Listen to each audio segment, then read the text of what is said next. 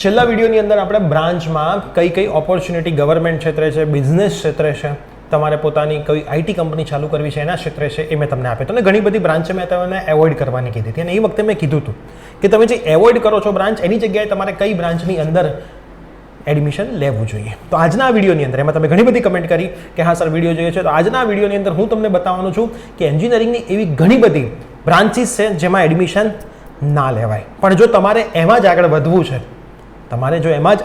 છે, તો એની જગ્યાએ કઈ બ્રાન્ચમાં એડમિશન બેચલરમાં રહેવું જોઈએ અને પછી માસ્ટર્સ તમે આગળ એ ફિલ્ડમાં કરી શકો. તો આજના વિડીયોની અંદર હું તમને એવી 20 બ્રાન્ચ બતાવવાનો છું કે જેની અંદર એડમિશન ના લેવું જોઈએ અને એની જગ્યાએ કઈ બ્રાન્ચમાં એડમિશન લેવું જોઈએ. તો યસ દોસ્તો, મારું નામ છે પ્રિયેશ પટેલ. આપ સર્વેનું ખૂબ ખૂબ હાર્દિક સ્વાગત છે પ્રિયેશ વિદ્યાપીઠ પ્લેટફોર્મની ઉપર. સૌથી પહેલા ચેનલ પર નવા હોય તો સબસ્ક્રાઇબ કરીને બેલ નોટિફિકેશન પ્રેસ કરો અને આપણા વોટ્સઅપ ગ્રુપમાં જોડાયેલા રહો. ડિસ્ક્રિપ્શનમાં લિંક છે, જો પહેલા ના જોડાયા હોય તો જ જોડાજો, જેથી આવનારી એડમિશનની તમામ અપડેટ્સ તમને ઘરે બેઠા મળતી. અને હા, વિડીયોને તમારા મિત્રોમાં શેર કરતા રહેજો.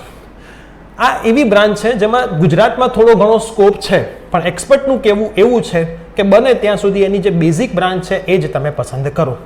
ખાસ તમે આ વસ્તુનું ધ્યાન રાખો. તો હું તમને સમજાવું છું.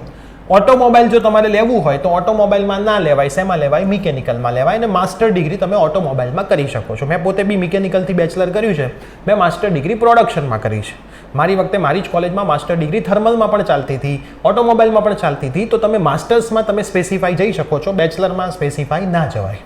એન્વાયરમેન્ટલમાં લેવું હોય તો સિવિલમાં જવાય, ફૂડ પ્રોસેસિંગમાં લેવું હોય તો મિકેનિકલમાં જવાય, આઈસીટીમાં જવું હોય તો કોમ્પ્યુટર અને આઈટીમાં જવાય, પેટ્રોલિયમમાં જવું હોય તો કેમિકલમાં લેવાય, પ્લાસ્ટિકમાં જવું હોય તો કેમિકલ અથવા મિકેનિકલમાં લેવાય, પાવર ઇલેક્ટ્રોનિક્સમાં જવું હોય તો ઇલેક્ટ્રિકલ લેવાય, રોબોટિક્સ ઓટોમેશન માટે મિકેનિકલ અથવા તો ઈસી લેવાય, રબર માટે કેમિકલ મિકેનિકલ લેવાય, ટેક્સટાઇલ માટે મિકેનિકલ બ્રાન્ચની પસંદ કરાય, એરોનોટિકલમાં જવાની ઈચ્છા હોય તો મિકેનિકલમાં જવાય, બાયોમેડિકલમાં જવું હોય તો ઇલેક્ટ્રોનિક્સ ઈસીમાં જવાય, બાયોટેકનોલોજીમાં જવું હોય તો કેમિકલમાં જવાય, ડેરી ટેકનોલોજીમાં ઈચ્છા હોય તો મિકેનિકલમાં જવાય, ઇલેક્ટ્રિકલ વ્હીકલમાં ઈચ્છા હોય તો ઇલેક્ટ્રિકલમાં જવાય, ફાયર સેફટીમાં ઈચ્છા હોય તો મિકેનિકલ અથવા ઇલેક્ટ્રિકલમાં જવાય, મરીન મેટલર્જીમાં ઈચ્છા હોય તો મિકેનિકલમાં જ જવાય.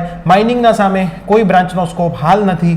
નેનો ટેકનોલોજીમાં જવું હોય તો ઇલેક્ટ્રોનિક્સ અથવા તો ઈસીની પસંદગી કરાય. આ બ્રાન્ચની ઈચ્છા હોય તો આ બ્રાન્ચમાં જવાય, આ બ્રાન્ચની ઈચ્છા હોય તો આ બ્રાન્ચમાં જવાય અને માસ્ટર ડિગ્રીમાં સ્પેસિફિક બ્રાન્ચમાં એન્ટ્રી લઈ લેવાય. અહીંયા લખેલું છે કે ઘણા બધા વિદ્યાર્થીઓ બાળપણમાં aeronautical, nano technology, automobile engineer બનવાના સપના જોતા હોય છે. સીધી વસ્તુ, નાનો હોય એટલે પ્લેન જોવે એટલે એરોનોટિકલ બનવું છે, પછી બાડીઓનો શોખ હોય ઓટોમોબાઈલ એન્જિનિયર બનવું છે. પણ એને પોતાને ઇન્ટરેસ્ટ સમજી બેસે છે. હકીકતમાં બધી ફેન્સી બ્રાન્ચમાં આપણી સોસાયટીમાં નોકરીઓ નથી. વિદ્યાર્થીઓએ સાવચેત રહીને ભવિષ્યની કેરિયરલક્ષી તકોને ધ્યાનમાં રાખીને જ બ્રાન્ચની પસંદ કરવી જોઈએ, કેમ કે તમારે આખી જિંદગી બ્રાન્ચ સાથે રહેવાનું છે. આ વસ્તુ ખાસ તમે યાદ રાખજો. બ્રાન્ચની એવી જ પસંદગી કરજો જેમાં તમારે, જેમ કે મેં મિકેનિકલ બ્રાન્ચ પસંદ કરી હતી કેમ કે મારી ઈચ્છા હતી 11th-12thની અંદર ફિઝિક્સ ભણાવવાની. તો એઝ અ મિકેનિકલ એન્જિનિયરિંગ મને ફિઝિક્સ ઘણું બધું સરસ આવડે છે, કેમ કે 4 વર્ષ પ્લસ 2 વર્ષ મેં મિકેનિકલ એન્જિનિયરિંગ સરસ રીતે કર્યું છે. તો તમારો શું ગોલ છે ફ્યુચરનો, એ પ્રમાણે તમે સરસ રીતે બ્રાન્ચની પસંદગી કરજો. આપણે તો તમને હવે બધી જ બ્રાન્ચના અલગ અલગ વિડીયોઝ આપવાના છે કે કઈ બ્રાન્ચમાં શું ઓપ્શન્સ છે, ગુજરાતમાં શું તકો છે અને બહાર શું તકો છે, જેથી હજી તમે વધારે સ્પેસિફાઈ તરીકે બ્રાન્ચની પસંદગી કરી શકો. તો આ વિડીયો તમારા તમામ ફ્રેન્ડ્સને શેર કરી દેજો. મળીએ છીએ આવી જ કોઈ નવી અપડેટ સાથે. Bye, take care.